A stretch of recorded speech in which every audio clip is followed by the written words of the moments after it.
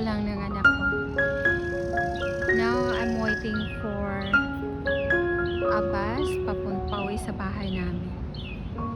So, andito yung paligid. Tingnan niyo guys. And, naririnig niyo yung ibon. Umaga kasi dito.